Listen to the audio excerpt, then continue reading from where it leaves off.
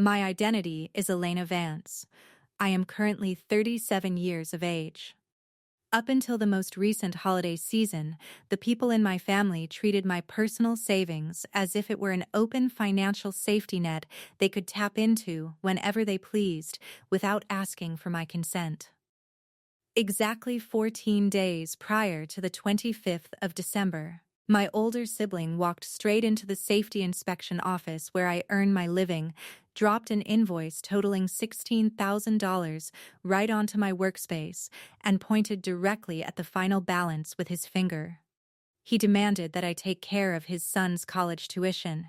He told me it needed to cover the dormitory, a new laptop computer, the university food plan, and absolutely every other fee, noting that the entire balance was due before the start of January. He never bothered to ask if I possessed the financial means to pay for it. He did not even take a seat in my office. The way he spoke made it seem as though I had failed to make a payment on a massive debt that I legally owed him. I gently pushed the paper back across the desk toward him. I told him flatly that it was not going to happen. His facial muscles tightened up immediately, but rather than starting an argument with me right there, a smirk appeared on his face. He told me that we would talk about the matter when the family gathered for Christmas. That specific smirk made me feel far more uncomfortable than his initial arrogant demand. A single week after that encounter, I paid a quick visit to my parents' residence to drop off a spare set of house keys. Just before I stepped into the kitchen area, I caught the sound of my brother conversing on the other side of the partially shut door. He was telling someone not to worry because after the holiday meal was finished, I would certainly hand over the cash. He claimed he had already informed the rest of the relatives that I had given my word to pay. My mother responded to him instantly without a single moment of doubt. She said that of course I would do it, because that was simply my designated position in the family. I stood completely still in the hallway, gripping those metal keys so fiercely that the sharp edges began to press painfully into the skin of my hand. It was obvious they weren't merely wishing for my assistance. They were actively planning a trap to back me into a corner in front of all our gathered relatives, using my young nephew's academic path as a weapon to make me feel guilty. However, there was a critical piece of information they did not possess. I had already detected a very unusual detail regarding that $16,000 statement. While the official university emblem on the document was entirely accurate, the banking details for the money transfer were completely wrong. Later that evening, I made the decision to alter my entire holiday schedule. Picked up the phone to speak with the higher education institution directly, and exposed a deception that was vastly greater than a simple tuition payment.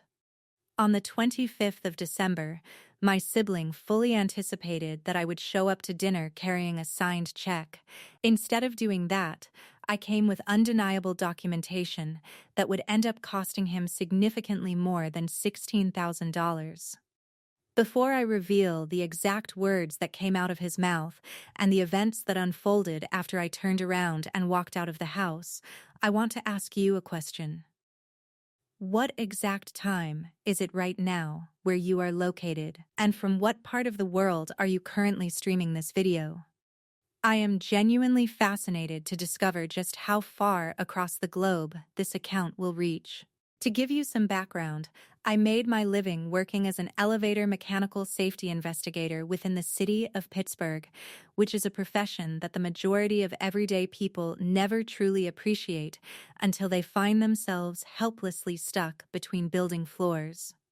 My daily duties involved analyzing structural failures, pieces of machinery that broke down, putting together the exact timelines of industrial accidents, double-checking maintenance logs, and providing legal testimony in court whenever commercial building owners attempted to conceal their own structural oversight. This line of work thoroughly conditioned my mind to spot the tiniest irregularities, falsified calendar dates, omitted official approvals, and statistical figures that appeared perfectly valid on the surface until you cross-referenced them directly with the actual source papers. That professional practice had prevented fatal accidents in the field. Now, it was about to unmask my own sibling. Julian Vance was currently 41 years old, making him 3 years my senior, and he had spent the vast majority of our developmental years being praised by everyone as a young boy who was absolutely brimming with future capability.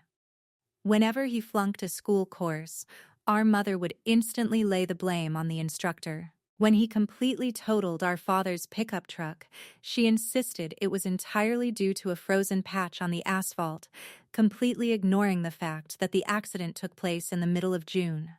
On the other hand, when I worked hard and successfully secured a full academic scholarship, she offered her congratulations by telling me it was excellent because now the family could direct all their financial energy towards supporting Julian. I figured out at a very early age that personal success would never grant me emotional safety or care from them. It merely transformed me into a convenient tool for their use. This exact same behavioral dynamic stretched right into our adult years. When Julian's initial commercial venture collapsed into bankruptcy, I stepped in and paid 2 full months of his residential home loan because our mother insisted that little Leo should not have to lose the roof over his head. When Julian required extensive medical work done on his teeth, I picked up the tab because he asserted that his employment healthcare policy had accidentally dropped. When he desperately needed to get his automobile fixed, I moved $4,000 into his bank account after he swore up and down that this would be the absolute final time he would ever ask me for money. He never made a single effort to return those funds. Instead, every single time I stepped in to save him served as definitive proof to them that I possessed plenty of extra cash to handle his next financial disaster. Furthermore, I had previously made a major career concession that I chose to keep completely hidden from the rest of my relatives. When I was 32, a prime corporate management role opened up for me out in Denver. The position provided a massive salary increase, a much larger staff to oversee, and a prestigious opportunity to participate in drafting national safety codes. Merely 3 days prior to the deadline when I was supposed to formally accept the promotion, our father suffered a minor brain stroke. Julian immediately claimed that it was impossible for him to assist with caretaking because his daily employment timeline was far too erratic and unpredictable. Consequently, I turned down the corporate relocation and chose to remain right here in the Pittsburgh area. For a period of 8 consecutive months, I personally transported our father to all of his physical therapy sessions before I went to clock in at various active building zones. Julian showed up to check on him exactly twice. Even so, my mother would still proudly talk about him to our extended relatives as the incredibly caring and attentive son whose bright personality kept everyone's hope alive during a dark time. By the specific date when he dropped that academic tuition bill on my desk, I had firmly held my ground and stopped providing any financial bailouts for nearly a full calendar year. Julian was fully aware of this change. That was the precise reason why his air of absolute certainty looked completely staged and practiced. The very next morning, after I stood in the hallway and caught his conversation with our mother, 3 different family members sent direct text messages to my mobile device. My aunt sent a note stating how wonderful it was of me to do such an incredible thing for young Leo. A distant cousin whom I rarely ever interacted with sent a message saying that $16,000 was an incredibly bountiful amount of money to give, but providing a proper college education was truly the ultimate gift. Julian had already gone ahead and broadcasted my financial backing to the entire family network as an absolute certainty. He deliberately converted my private refusal into a highly publicized declaration, completely taking for granted that the threat of social shame would crush my resolve and force me to submit to his wishes. Right around that time, Leo placed a phone call to me. His tone of voice sounded incredibly awkward and deeply troubled. He told me that his father had instructed him to call and express his gratitude to me. When I inquired what exactly he was thanking me for, he replied that it was for the money to cover his university tuition. I told him straight out that I had absolutely not consented to provide a single dollar for his schooling. A massive, heavy silence filled the line for several moments. Finally, he muttered that his dad had assured him I was merely putting on a show of saying no because I was planning to catch everyone off guard with a massive surprise holiday gift. I walked over and firmly shut my office door to ensure total privacy. I asked Leo point blank if the higher education institution had actually issued an official billing statement to him for the amount of $16,000. He answered no, explaining that when he logged into his personal web-based student financial dashboard, the system indicated that his actual outstanding balance was just a bit over $6,000 before the start of the upcoming college term. My entire hand went completely numb around my phone receiver. I asked him if he was absolutely certain about that figure. He confirmed that he was, noting that he had successfully qualified for a university residential living allowance during the prior month. I pushed further, mentioning that his father had claimed there were numerous additional educational requirements. I asked if he had gone out and picked out an expensive new laptop computer. He told me that the computer he currently owned operated perfectly well. I then questioned him about what specific university dining plan he had signed up for. He explained that the standard meal package was already fully factored into the initial balance he had mentioned. In that instant, the piece of paper sitting on my desk stopped looking like a manifestation of sibling arrogance and began to look exactly like an intentional act of financial trickery. I directed Leo to immediately take digital screen captures of his official university financial portal and send them to my device. He showed a bit of reluctance at first because Julian had specifically instructed him not to overcomplicate things or confuse me with minor financial technicalities, but after a bit of reassurance, he went ahead and forwarded the images. The true outstanding debt listed on the school server was precisely $6,240. The document that Julian had hand-delivered to my office was demanding an exorbitant $16,000. This meant that nearly $10,000 of the money he was demanding had absolutely nothing to do with funding Leo's higher education. I immediately began a digital investigation into the specific bank routing digits that were typed out right underneath the fraudulent transaction guidelines. The search revealed that the numbers were not linked to the academic institution whatsoever. Instead, they traced back to a small regional financial credit union. While the specific legal name attached to that private account was completely blocked from any public information databases, the exact brick-and-mortar neighborhood location of the credit union branch happened to sit less than a single mile away from the commercial furniture shop that Julian managed. Later that same evening, a text message from Julian arrived on my phone. He commanded me to secure an official bank cashier's check before coming over for Christmas dinner. He specified that the document must be made out precisely according to the payment details typed on the invoice he gave me. He added a warning, telling me not to create an uncomfortable or humiliating situation for his son Leo. I sat there, staring at the illuminated screen of my device, deeply pondering how many countless times the concept of familial affection had been twisted into a weapon to enforce absolute compliance. I began to question whether I was truly safeguarding my relatives by constantly stepping in to fix their disasters, or if I was simply demonstrating to them that my personal limits could always be entirely bypassed if they applied enough emotional blackmail. I chose not to send a single word in reply. Instead, I securely backed up his text conversation, made a clean paper printout of the legitimate university financial balance, and launched a thorough investigation entirely on my own.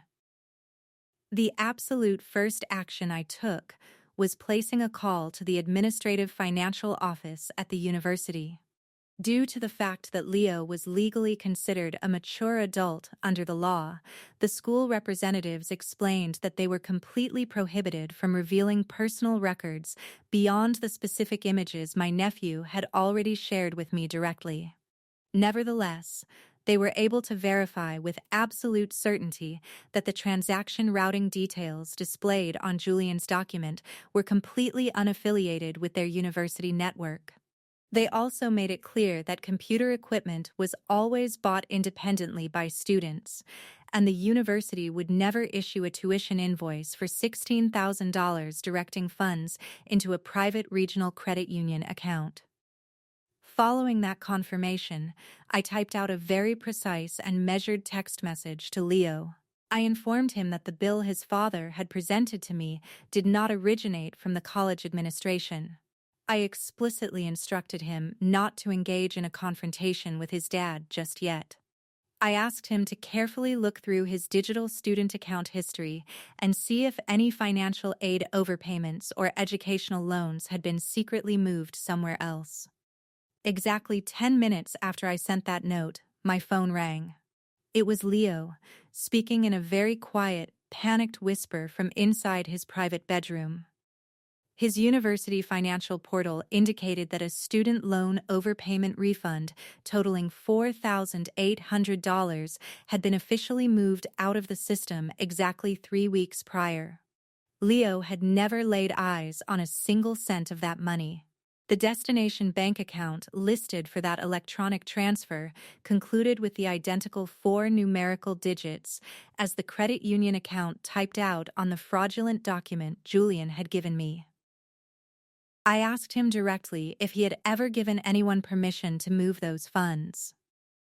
He explained that his father had personally assisted him when it came time to configure his student web portal. He said his dad told him that the overpayment money would simply remain safely held within the university system. At that moment, the anger inside me turned completely ice cold. Julian had not merely exaggerated the cost of a tuition bill. He had actively intercepted and stolen his own child's educational loan refund, and now he was aggressively trying to extort an additional $16,000 out of my personal bank account. Leo would ultimately be left completely on the hook to pay back thousands of dollars in debt that he had never even been permitted to touch.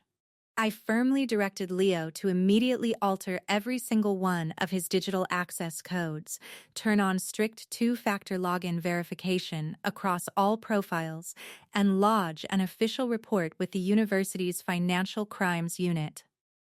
I also made it an absolute requirement that he arrange a completely confidential meeting with an on-campus financial advisor. He expressed an immense amount of anxiety, terrified that reporting the electronic money movement might result in his father being hauled off to jail in handcuffs. I chose not to offer him any false assurances that it wouldn't happen. Instead, I provided him with the raw truth. I explained that shielding a person from the real legal consequences of stealing your money does absolutely nothing to rebuild a broken bond. It merely provides them with a safe window of time to steal even more from you in the future. Throughout the course of the following day, my brother attempted to ring my phone 6 separate times. I deliberately allowed every single attempt to slide straight into my digital answering service. As the hours rolled on, the tone of his recorded voice transformed from an attitude of fake, patronizing calmness into outright intimidation. In his early messages, he stated that he required immediate validation from me, claiming that our mother was experiencing a massive amount of unneeded mental anxiety because of my behavior. He asserted that I was causing deep humiliation to Leo. He stated that because every member of the family would be present for the holiday meal, we would be settling the entire matter right then and there. The absolute last audio recording he left was by far the most transparent look into his mindset. He stated that I had spent my entire life desperate to make myself feel significant. He told me that this was my perfect opportunity to do so. He ordered me to simply pay off the outstanding balance and play the part of the family savior. I immediately saved those digital sound files and transferred them into a highly encrypted, well-protected folder on my computer.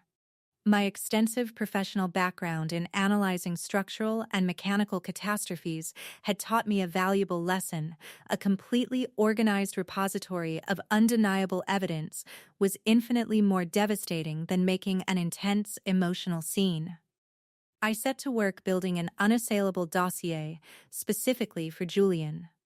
The compiled file held the forged college statement, the written verification provided by the university administration, digital screen captures from Leo's personal student portal, definitive proof of the intercepted loan overpayment, the text and audio recordings Julian had sent me, and a paper trail of historical bank records demonstrating that I had already handed over a staggering $31,700 to him in past years. That massive financial figure did not even account for the countless dinners I had purchased, holiday presents, hours of free assistance, or the lucrative corporate management promotion in Denver that I had passed up. The file held strictly documented financial transactions. Objective reality required absolutely no dramatic embellishment to be powerful. Next, I turned my analytical focus toward a much closer examination of the digital file properties of the fraudulent invoice. When I inspected the underlying metadata of the document, the listed creator of the file was registered under the initials J. Vance. Furthermore, the specific software layout template had been put together on a computer network officially registered to Heritage Home Interiors, which was the corporate retail company where Julian was employed. I placed a call to the retail store's main desk, fabricating a story that I was an investigator who needed to confirm his employment status for an official corporate background check. The telephone operator on the other end fell completely silent for a moment before informing me that Julian was no longer associated with the business. He had been permanently let go from his position 2 full months prior, back in October. According to a previous member of his staff who chose to get in touch with me privately at a later date, Julian had been summarily dismissed after corporate auditors discovered that customer financial deposits had completely vanished from 3 separate commercial sales profiles. The retail firm had held off on contacting law enforcement authorities solely because Julian had entered into a formal agreement to fully return every single dollar of the stolen money. His absolute first major financial repayment cutoff date was scheduled for the 27th of December. The exact total that he was legally required to fork over to the company was $9,460. That piece of information instantly illuminated the hidden logic behind the fake numbers added to Leo's higher education bill. Julian fully intended to take my hard-earned cash, use it to satisfy his debt with his previous corporate bosses, completely bury the reality of his workplace thievery, and maintain his pristine public reputation as a hard-working, successful father. He was callously utilizing his own son's academic future as a smokescreen to cover his criminal tracks. I arranged a private meeting with Leo at a small coffee establishment located just across the street from his college campus. The poor kid looked absolutely drained of energy. At a mere 18 years old, his mind should have been completely occupied with upcoming classroom testing and adjusting to life with new flatmates, not stressed over whether his own father had committed identity theft and financial fraud using his name. He quietly confessed to me that Julian had been intercepting and handling all of his mail for a number of years and had recently utilized intense parental pressure to force him to sign his name onto several completely empty university financial assistance forms. He murmured that he genuinely believed his dad was simply guiding him through the process. I looked at him and replied that while his father might tell himself that lie to feel better, true assistance never requires absolute hidden secrecy. I made a firm offer to fully fund a private session with a professional student financial consultant and, if the situation called for it, secure the services of a qualified defense lawyer. However, I made one specific personal boundary absolutely non-negotiable. I made it clear that I would never hand over a single cent of currency directly to Julian, nor would I quietly slip in to replace the funds he had stolen beneath the surface. Any financial help I provided would move strictly through official, double-checked administrative avenues, and Leo would hold absolute personal authority over all the choices regarding his future. He agreed to those terms completely. Just before we stood up to depart from the coffee shop, he asked if my ultimate intention was to completely unmask the entire situation in front of the family during the holiday dinner. I told him that my plan was to afford his father one solitary opportunity to stand up and speak the absolute truth on his own. When Leo questioned if I honestly believed his dad would do that, I brought to mind the image of Julian smirking arrogantly in my work office, entirely confident that I would eventually capitulate to his demands. I looked at my nephew and told him flatly that no, I did not think he would. But I wanted every single relative at that table to see with their own eyes that he had been given a clear choice to be honest. My initial, natural reaction to this nightmare had been to simply skip the holiday gathering entirely. Stepping away from the situation would have undoubtedly safeguarded my personal mental stability, but taking that path would have also granted Julian a completely free pass to manipulate the narrative and inform the family that I had selfishly turned my back on Leo. Remaining silent had served as a protective shield for his bad behavior for far too many years. This time around, I wanted the objective reality of the situation to be completely unmistakable. I chose not to place any checks inside decorative paper cards. Instead, I engineered a secure, cloud-based digital slideshow presentation that could be brought up instantly on my personal electronic tablet. Alongside that, I carried a compact, combination-locked document container that held a single, deeply meaningful object, the extra security key to the residential townhouse where Julian and Leo were living. While the physical real estate officially belonged to my mother and father, I had quietly stepped in and paid for virtually every single significant maintenance, structural issue, and repair bill on that property for 7 consecutive years. Julian had consistently treated the home as his own permanent, completely rent-free living space. In fact, our father had recently dropped hints about legally signing the real estate deed entirely over to him. However, after I sat down with our father and shared a portion of the gathered evidence with him, that real estate plan was completely discarded. That physical key would not be handed over as a wonderful holiday present. It was going to serve as a strict final deadline.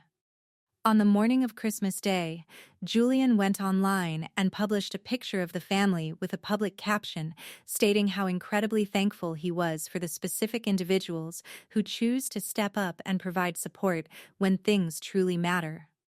I was noticeably absent from the digital photograph. A variety of our extended family members wrote public remarks underneath the image, mentioning how incredibly proud he must be of Leo's accomplishments and how profoundly lucky he was to have such an immensely helpful and selfless sister. He clicked the digital heart icon on every single one of those comments. By the middle of the afternoon, I was fully aware that he was setting the stage to convert the family dinner into a theatrical display of emotional blackmail. My Aunt Evelyn placed a phone call to me to ask if she should make sure her phone camera was ready to capture the wonderful college financial surprise on video. Julian had gone ahead and assured everyone that I would be handing Leo a check for $16,000 right after the holiday dessert was cleared away. He had even explicitly directed our mother to position a decorative holiday card right next to my dinner plate so that I could conveniently slide the cash check right inside it. I pulled up to my parents' home at precisely 5 in the afternoon, bringing no baked goods and completely devoid of any visible wrapped presents. I was dressed in a sharp, dark charcoal business suit because I had literally just come from conducting an urgent, last-minute safety inspection at a multi-family residential building. The moment Julian caught sight of me, he let out a loud laugh, commenting that I was dressed as if I were preparing to step into a court of law. I looked at him and remarked that perhaps I simply take pride in being fully prepared for any situation. The arrogant smile on his face wavered for a fraction of a second. Leo kept his head down and completely avoided making any direct eye contact with me. My mother, Clara Vance, stepped over to plant a soft kiss on my cheek and leaned in to whisper a quiet plea, begging me not to cause any disruption tonight because my brother had endured an incredibly trying year. She was still completely oblivious to the reality that he had been stripped of his employment. Our father, Arthur Vance, was aware only of the vague detail that there was some sort of administrative complication regarding Leo's university financial account. I had deliberately kept the most damning pieces of evidence hidden from him up to this point because I wanted to see if Julian would choose to speak the truth before I was forced to lay out the facts. A total of 14 relatives were packed tightly around the formal dining setup before a single individual even reached for the serving utensils. Julian stood up from his chair and began tapping the edge of his glass with a piece of silverware to command everyone's attention. He expressed his gratitude to our mother for preparing the elaborate meal, showered praise on Leo for achieving the milestone of being the absolute first grandson in the Vance lineage to pursue a university degree, and then shifted his entire focus directly toward me.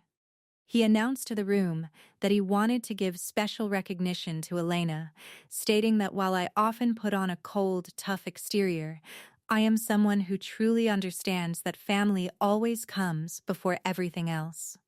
He loudly proclaimed that tonight I would be taking complete financial responsibility for the entirety of Leo's upcoming spring college expenses.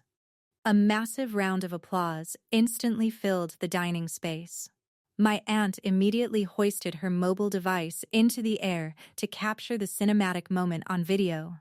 My mother beamed across the table at me with a glowing expression, treating my personal consent as if it were a completely trivial, irrelevant detail that didn't even need to be discussed.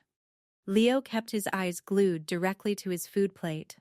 Julian held his arms straight out across the table toward me, telling me that I could hand over the check to his son now. I looked him dead in the eye and stated plainly that I had not brought a check with me. The cheerful clapping died down in a highly awkward, scattered fashion. Julian forced a nervous chuckle, telling the gathered relatives that I simply have a profound love for creating theatrical suspense. I raised my voice slightly so the entire room could hear, explaining that I had explicitly said no when he marched into my professional workspace, and I had repeated that exact same refusal through every single threatening text message he chose to ignore. I made it clear that there was never going to be a check. My mother's facial expression tightened up instantly. She spoke my name in a warning tone, stating that we had already thoroughly conversed about this matter. I looked at her and replied that no, she and Julian had conversed about it amongst themselves. I had simply been arbitrarily assigned a role to play in their script. Julian leaned his body over the table toward me, his voice shaking with anger as he told me not to dare humiliate his son in front of everyone just because I held a personal grudge against him. All of a sudden, Leo raised his head and looked directly at his father, telling him loudly to stop using his name and pretending that this whole situation was being done for his benefit. The entire dining room plunged into an absolute, dead silence. Julian's tone dropped into a low, intense hiss as he muttered that they had already discussed all of this beforehand. Leo shot back that no, his father had done all the talking, instructing him to express gratitude for a massive sum of money that I had never once promised to provide.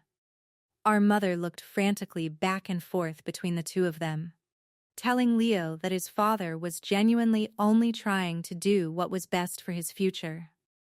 In response, Leo reached into his clothing pocket, pulled out a tightly folded sheet of paper, and laid it flat on the table right next to his plate. He announced to everyone that his actual outstanding university balance was precisely $6,240. The absolute wall of confidence that Julian had built around himself cracked wide open in that exact second. He stammered out that the figure on the paper didn't factor in all the additional educational costs. Leo answered him immediately, stating that the number fully covered his campus housing and his regular dining plan, adding that he had never requested a new laptop computer. Aunt Evelyn slowly lowered her recording device back down to her lap. The look on our father's face shifted instantly from total bewilderment into deep, burning distrust. I reached over, unlatched the combination lock on my secure document box, and extracted the fraudulent invoice Julian had dropped on my desk, positioning it right next to the official college statement Leo had produced. I informed the gathered family that the invoice document Julian had utilized to demand money from me was a total forgery, pointing out that the listed financial transaction account was completely unconnected to the academic institution. Julian slammed his hands down and pushed away from the table, yelling at me, demanding to know if I had actually gone behind their backs to investigate his business with the school. I looked right back at him and replied that analyzing falsified records and corporate deception happened to be exactly how I earned my living. My mother reached her hand out toward the forged paper, touching the sheet as if she desperately hoped that physical contact would somehow make the terrifying mathematical contradiction vanish into thin air. She looked at her oldest son and demanded that he explain what was happening. He blurted out an answer far too rapidly, asserting that the credit union numbers belonged to a temporary holding account that the university administration had specifically instructed him to utilize. Leo cut him off instantly, stating that the school had done no such thing. His voice was visibly trembling with emotion, but he refused to back down, announcing to the entire room that the specific credit union account had secretly intercepted his personal student loan refund check totaling $4,800. He made it clear to everyone that he had never once signed an authorization to move those funds. The dining table instantly descended into absolute chaos, with a dozen relatives shouting overlapping questions all at once. Julian frantically tried to control the room by yelling that Leo completely misunderstood how to read the online student portal. He turned his fury on me, loudly accusing me of systematically injecting venom into his son's mind to turn him against his own father. He wildly claimed that the university administration had obviously committed a massive bureaucratic error and swore that he would personally straighten out the entire misunderstanding the moment the holiday office reopened. I sat there completely unfazed, allowing him to spin every single desperate story he could think of until he completely ran out of alternative versions of reality. Once he finally fell quiet, I looked across the room and asked him one single devastating question. I asked him if he had been permanently terminated from his management role at Heritage Home Interiors back in the month of October. The color completely drained from his face, leaving it totally blank. My mother gasped out a whisper, repeating the word fired in absolute shock. Julian glared at me with pure hatred, snarling that my question was absolutely none of my business. I pressed on, asking if the retail firm was legally demanding a restitution payment of $9,460 after building customer deposits mysteriously vanished from the store accounts. Our father stood up from his chair so violently that the heavy wooden frame struck the dining room wall with a loud crash. He looked down at Julian and commanded him to answer me right that second. Julian's voice turned incredibly sharp and defensive as he yelled back that he had merely borrowed the corporate funds temporarily and had fully intended to return every single dollar to the business. Father shot back, asking if he had stolen directly from his own paying retail clients. Julian insisted that the entire situation was just a temporary fix. I intervened, asking if stealing his own son's higher education loan overpayment check was also just a temporary fix. Julian thrust his finger directly at my face, shouting at the top of his lungs that I had absolutely no concept of the massive financial toll it takes to actually raise a human child. He screamed that I possessed no husband, no children of my own, and absolutely no life obligations outside of looking after myself. He sneered that I simply lounge around inside my overpriced, luxurious downtown apartment, looking down from above and passing moral judgment on people who are actually out living real, complicated lives. And there it was, laid completely bare for everyone to see.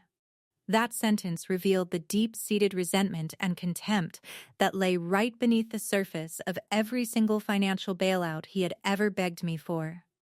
In his eyes, my personal professional success was a selfish, cold act whenever I chose to retain my own earnings, but the exact second he encountered a self-inflicted disaster, my savings suddenly transformed into a shared piece of family property that he was entitled to exploit. I looked back at him with complete calmness and stated that I grasped his plan with absolute clarity. I explained that he had deliberately taken the precise financial sum he owed his previous retail bosses to avoid prison, slapped that number directly onto Leo's academic bill, and fully expected me to blindly wire $16,000 straight into his private credit union profile.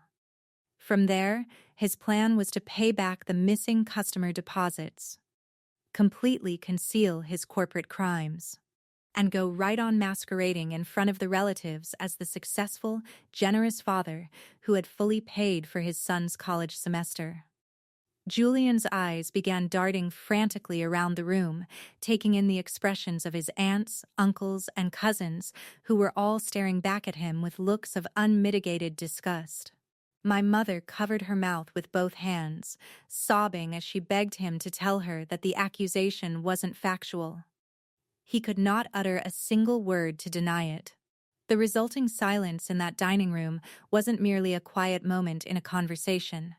It was the precise, heavy structural instant where every single excuse and protective lie that my family had spent decades building up around Julian completely gave way and crashed to the ground.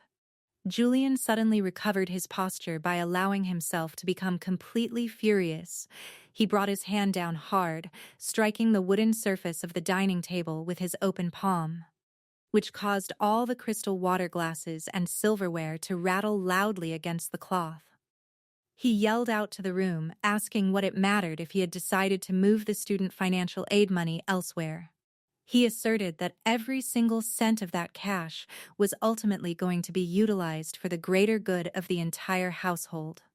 He argued that Leo still required financial backing to attend his university classes, that he personally needed to take drastic measures to safeguard his professional career, and that Elena possessed a far greater amount of personal wealth than she could ever possibly know what to do with in her own life.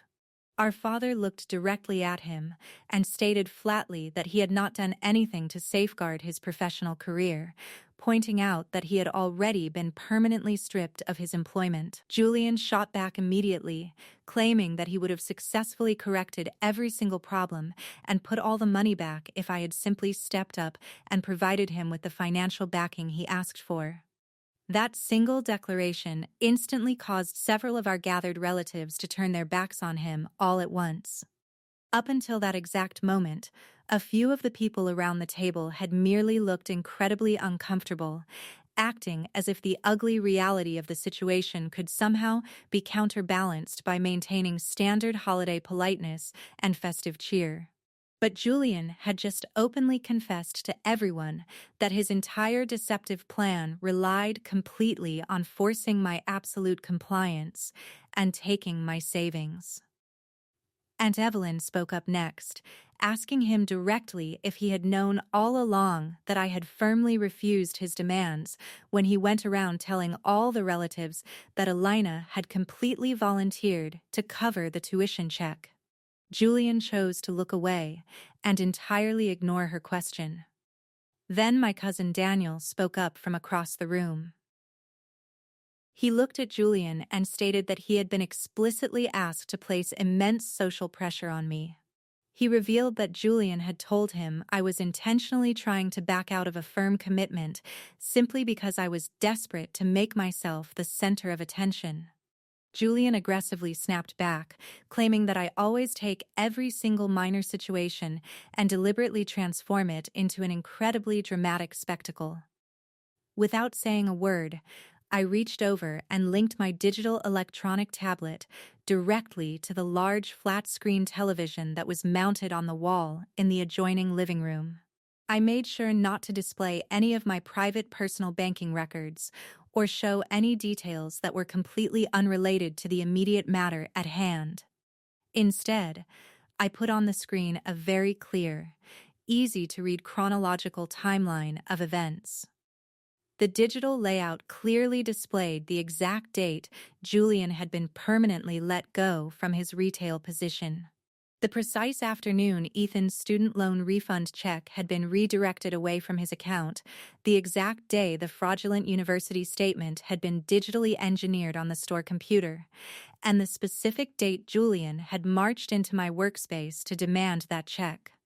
Positioned right next to each separate event on the screen was a double-checked, official piece of documentation verifying the fact. Julian lunged forward and rushed toward the television screen to shut it off, but our father instantly stepped his physical body right into the gap between us. Father looked at him and commanded him to sit back down in his chair. That was the absolute first instance in my entire life that I had ever heard him issue a direct order to Julian without completely softening his tone or watering down his words to protect his feelings. Julian stopped moving, but remained standing right where he was.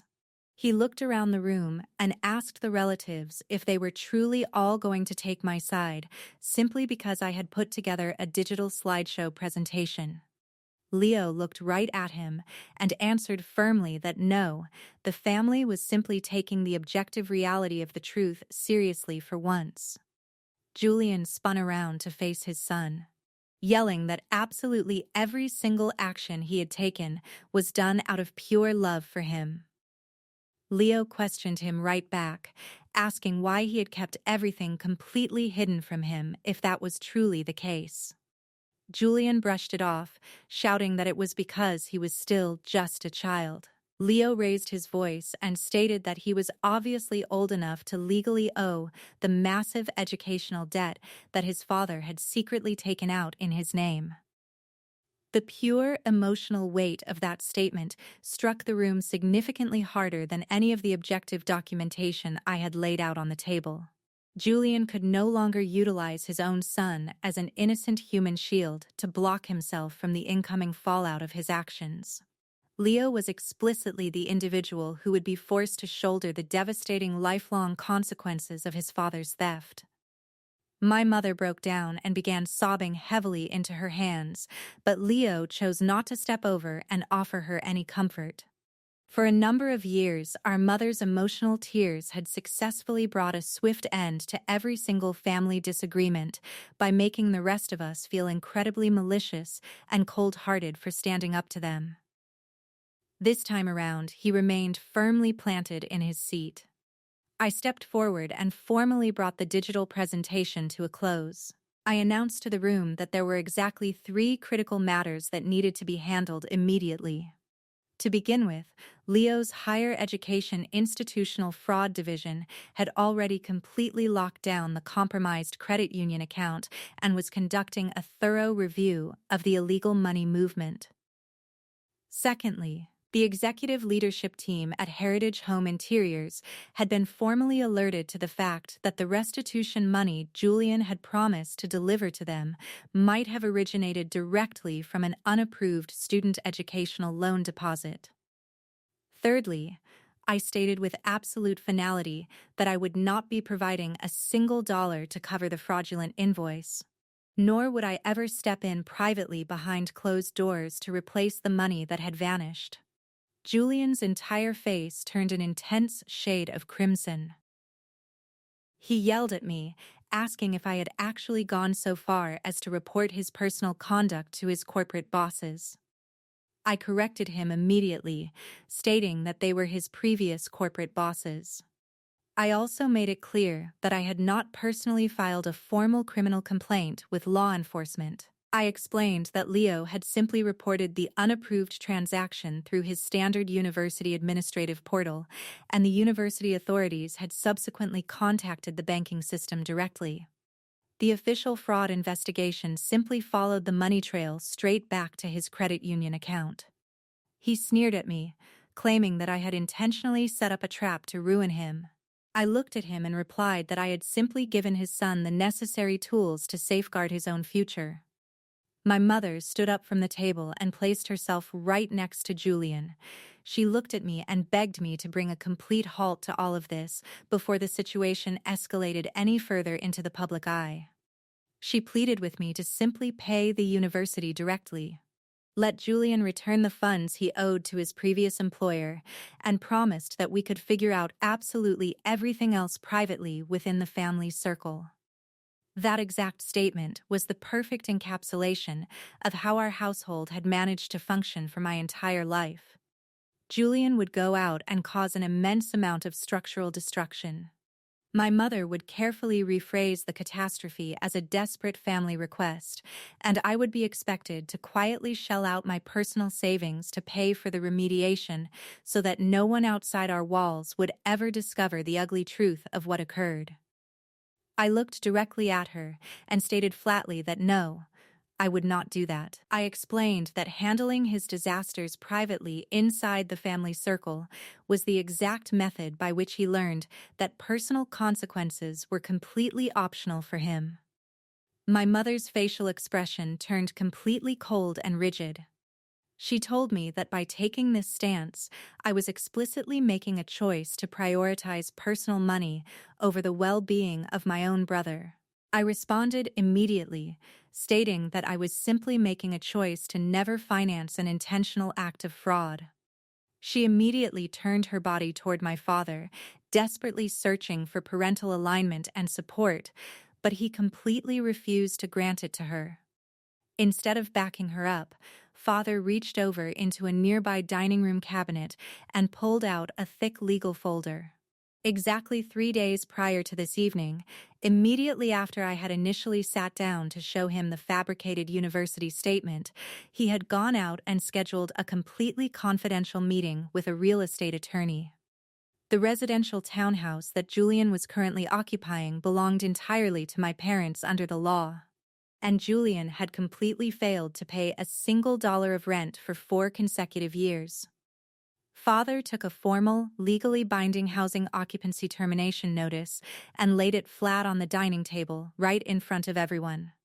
Julian stared blankly at the legal paper and asked what exactly it was. Father looked directly at him and stated that he was being given exactly 60 days to completely pack up his belongings and vacate the premises. My mother let out a sharp gasp of air.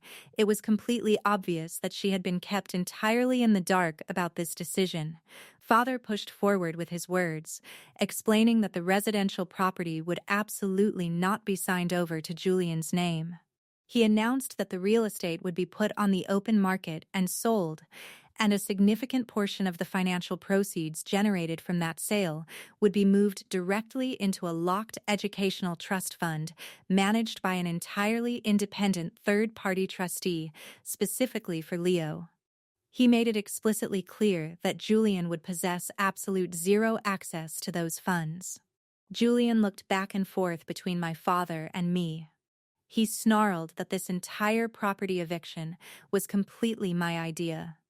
Father corrected him instantly, stating that while the Independent Educational Trust Fund was my suggestion, the choice to permanently evict him belonged entirely to him alone. For the very first time since the conversation began, Julian's demeanor shifted from intense anger into genuine terror. Having access to a completely free townhouse was the exact luxury that had permitted him to survive every single failed commercial venture, omitted payment, and reckless, impulsive purchase he had made throughout his adult years. Being stripped of that property meant that he would no longer possess the structural capability to maintain the fake public illusion that he was a stable, successful individual. My mother grabbed hold of my father's arm, crying out that he couldn't possibly throw their own flesh and blood out onto the streets, arguing that he had simply made a minor mistake because he was desperate to return the money he took from his corporate clients. Father looked at her and answered that a mistake is characterized by a single instance of poor judgment, whereas they had spent the last 20 consecutive years actively protecting a toxic behavioral pattern. My mother's face completely collapsed into tears, but Father absolutely refused to step back from his decision. Julian turned his attention back toward Leo. He asked his son if he was truly going to just sit there and permit them to do this to his own father. Leo stood up from his chair and looked right at him.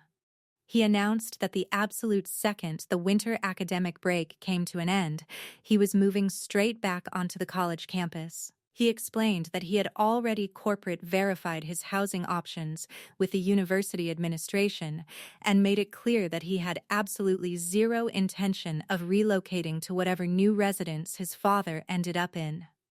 Julian's jaw dropped wide open, but he was completely incapable of uttering a single word in response. From there, Leo reached down into his pocket, pulled his personal plastic debit card out of his wallet, and tossed it flat onto the table. He informed his father that the card was tied directly to the joint banking profile they had initially configured together when he was 16 years old. He announced that he had officially terminated his own access to that account earlier that morning, adding that the banking institution was currently performing a thorough safety review of all the historical money movements. My mother looked up in confusion, asking what specific historical money movements he was talking about. Leo looked right at Julian and revealed that his father had been secretly dipping into his personal summer job earnings as well. That brand new revelation instantly sent a massive wave of fresh anger and outrage rippling across the entire dining room. Over a stretch of 2 full years, Julian had systematically withdrawn nearly $3,000 of cash that Leo had earned through his own hard labor working shifts at a local neighborhood grocery store. He had quietly designated every single one of those unauthorized bank withdrawals as a necessary household contribution without ever once sitting down to discuss the matter with his son. Julian completely lost all remaining shards of his self-control. He reached out his arm in a violent sweep, knocking the forged university document and the legitimate tuition statement straight off the table so they scattered across the floor tiles. He screamed at the room, stating that if they all desperately wanted to transform him into the ultimate villain of the family story, then he would gladly accept the title. He sneered toward me, yelling that Elena could go right ahead and enjoy being the flawless, perfect daughter once again. I refused to elevate the volume of my voice. I looked at him and stated very calmly that this situation was absolutely not a personal competition between the two of us. I explained that he had chosen to forge an official higher education statement, had stolen his own child's hard-earned cash, and had attempted to use intense public shame to force me to cover his corporate theft. I told him that those were entirely his own personal choices and actions. He yelled back at the top of his lungs, asking if I truly believed my own life was so pristine and flawless.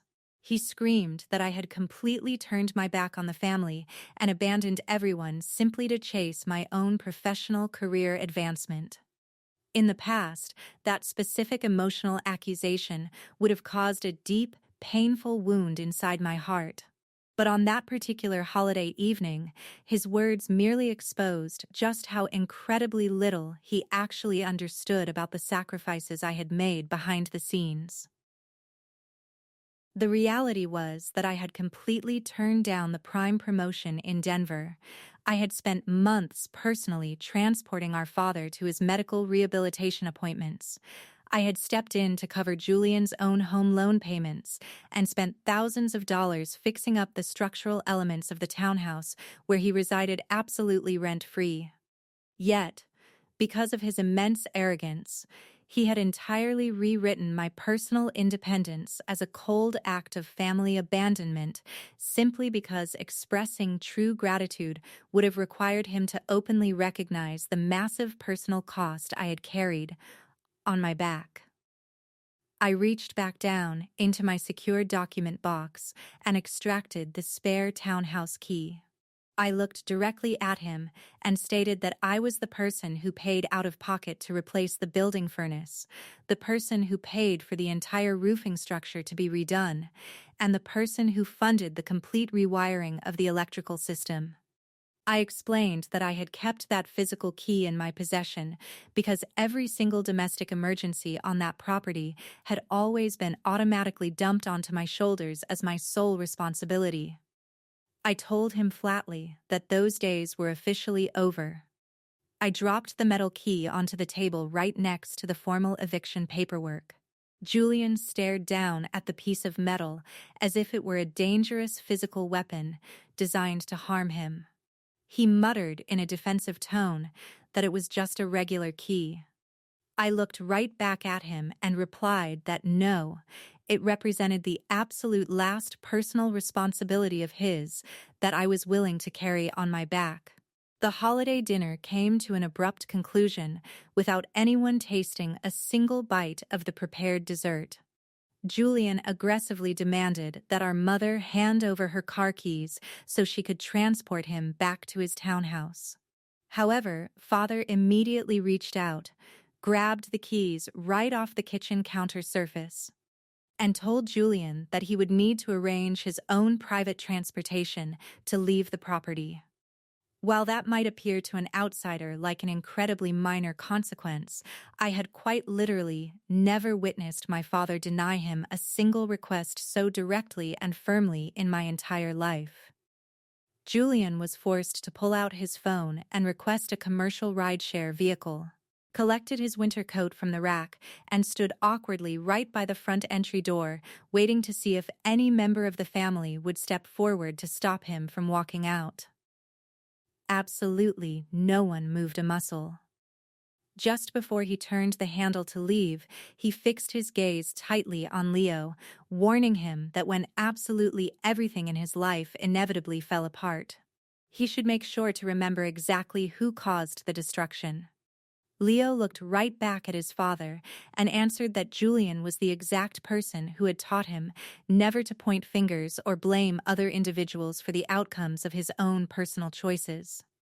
Julian visibly flinched at his son's words. From there, he thrust his finger directly toward me. He warned Leo that I would eventually turn my back on him as well, claiming that the absolute second he did a single thing to disappoint me, I would instantly build a comprehensive investigatory dossier regarding his personal life.